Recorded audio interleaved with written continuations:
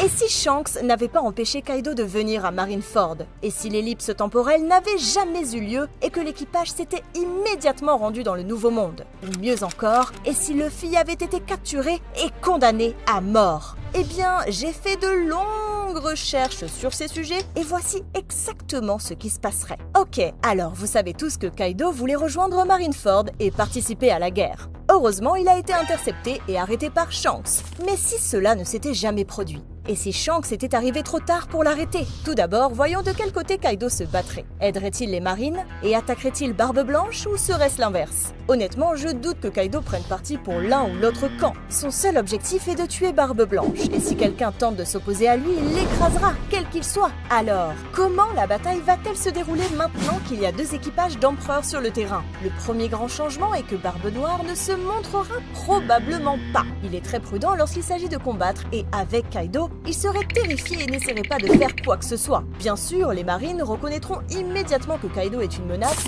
bien plus grande que Barbe Blanche en raison de sa nature destructrice. Mais pour l'instant, ils attendent et observent. Immédiatement après avoir rejoint la guerre, Kaido attaque Barbe Blanche et les deux s'affrontent dans l'une des batailles les plus épiques que la série ait jamais connue. Marco et les autres commandants se jettent immédiatement à l'eau pour aider leur capitaine. Mais ils sont arrêtés par le roi, la reine et le valet qui leur disent de ne pas les déranger. Kaido et Barbe Blanche sont à égalité et leur combat crée un chaos total, détruisant la moitié de la base dans la foulée. Nous pouvons supposer qu'à ce moment-là, Luffy se précipitera pour sauver Ace et activera involontairement son acquis de conquête, choquant tout le monde sur le champ de bataille. Cela, ainsi que la destruction causée par Kaido et Barbe Blanche, devrait suffire à Luffy pour venir sauver son frère. Cependant, Akainu les attaque immédiatement et comme personne n'est là pour les aider, Ace meurt en protégeant son frère. Mais dès que l'amiral tente de tuer Luffy, un puissant coup de haki l'arrête net.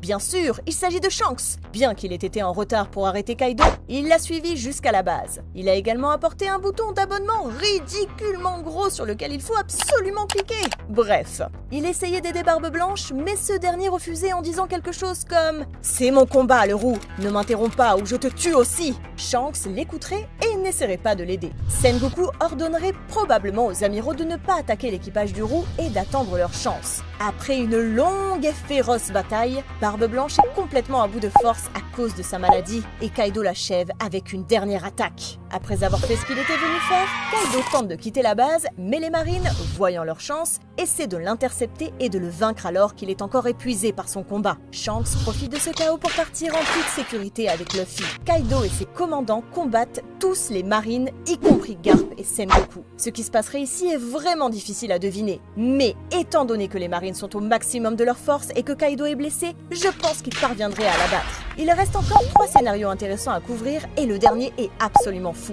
D'accord, mais que se passerait-il si l'ellipse n'avait jamais eu lieu? Et si l'équipage du chapeau de paille se réunissait après seulement 3 jours comme il l'avait prévu à l'origine? Serait-il encore capable de réaliser tout ce qu'ils ont fait? Ou bien quelque chose de bien plus sombre se produirait-il? Eh bien, pour commencer, ils seraient évidemment beaucoup plus faibles que dans l'histoire originale et ils auraient beaucoup plus de mal dans le Nouveau Monde. Je sais ce que beaucoup d'entre vous sont en train de dire, les supernovas ont réussi à survivre dans le Nouveau Monde et sont devenus des pirates de renom. Puisque Luffy était l'un des supernovas les plus forts à l'époque, il devrait également survivre au Nouveau Monde assez facilement, n'est-ce pas? Eh bien non, c'est complètement faux et nous allons vous expliquer pourquoi.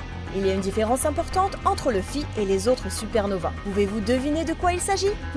Si vous disiez que Luffy et son équipage sont de parfaits idiots qui n'ont pas le moindre sens du danger et qui attaquent qui ils veulent sans se soucier des conséquences, vous auriez tout à fait raison. Voyez-vous, même si le Nouveau Monde est la mer la plus dangereuse, une bonne planification et une bonne organisation vous permettront d'éviter tous les ennemis les plus puissants jusqu'à ce que vous deveniez plus fort. C'est exactement ce qu'ont fait certains supernovas. Hawkins utilise littéralement les cartes de tarot pour connaître l'issue de certains événements. Law est devenu un seigneur de guerre, ce qui a facilité son voyage et Beji s'est aligné sur Big Mom. Pouvez-vous imaginer Luffy faire l'une de ces choses? Bien sûr que non! Prenons par exemple l'arc de l'archipel de Sabaody.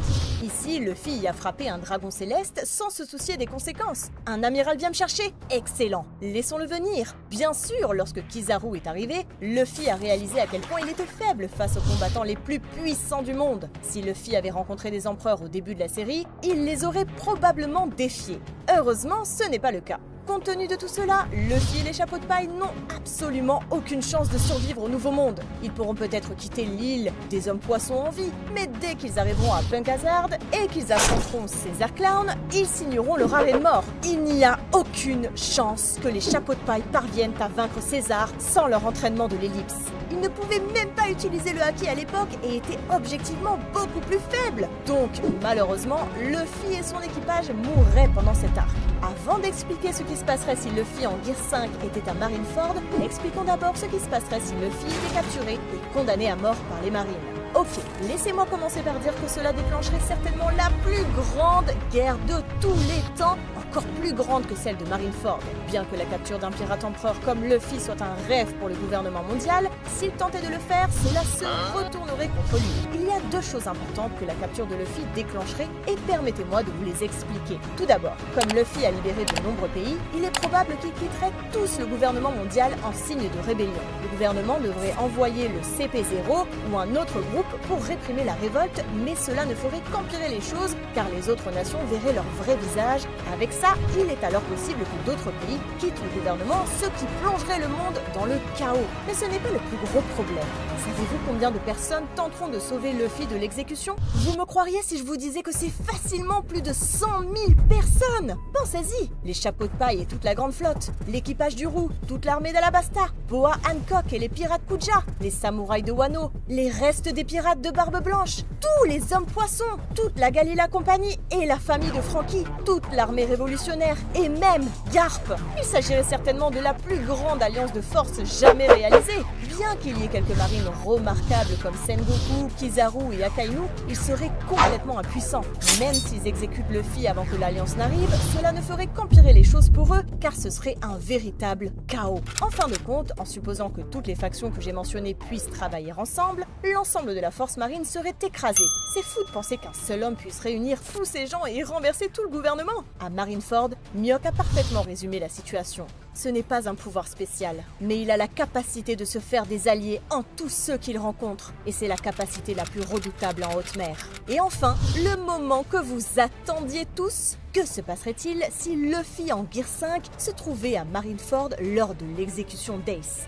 Après avoir réveillé son fruit du démon, Luffy est devenu l'un des personnages les plus forts de toute la série. Mais imaginez s'il avait ses pouvoirs avant l'ellipse. Comment se comporterait-il face à certains des personnages de Marineford?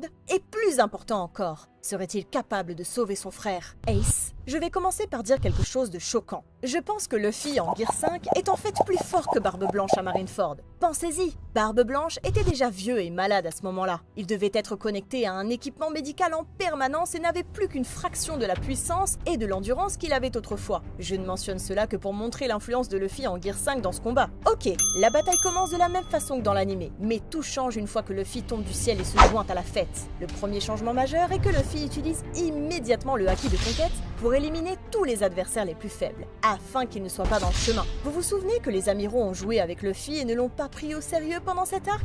Eh bien, ce ne sera pas le cas cette fois-ci, car les amiraux sentiront certainement la menace que représente Luffy. Alors, comment va se dérouler la bataille? Eh bien, je sais que beaucoup d'entre vous pensent que Luffy va se mettre en mode Dieu et se débarrasser de tout le monde.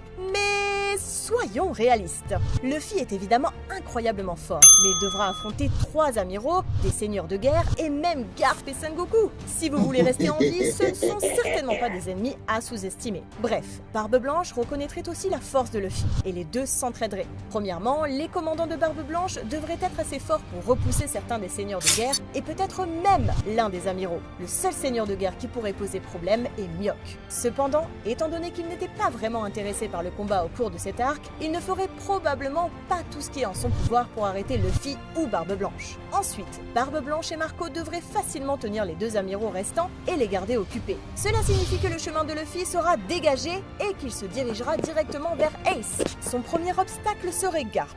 Et comme cela a déjà été suggéré dans la série, Garp ne peut pas se résoudre à frapper sérieusement Luffy, donc il le laisserait probablement passer. Il ne reste plus que Sengoku, et cette fois-ci, il serait beaucoup plus sérieux et se battrait contre Luffy avec tout ce qu'il a. Alors, Luffy peut-il le vaincre? N'oublions pas que Sengoku est très vieux, 77 ans pour être exact. Il n'est plus aussi redoutable qu'avant, et comme il est amiral de la flotte, il n'a probablement pas vu beaucoup d'actions depuis un certain temps. Sur cette base, Luffy devrait pouvoir au moins le blesser suffisamment suffisamment pour s'enfuir avec Ace, mais pas sans blessure grave. Pendant ce temps, Barbe Blanche est poignardée par Squard, ce qui les désavantage, lui et son équipage. De plus, tout l'équipage de Barbe Noire arrive pour tendre une embuscade à Barbe Blanche et, comme dans la version originale, ils parviennent à le tuer. Enragé, Luffy engage le combat avec les amiraux et les blesse lourdement, tout en subissant lui-même d'autres blessures. Lorsque Shanks arrive, les deux camps sont complètement épuisés, incapables de continuer à se battre, et la guerre se termine avec Ace en vie.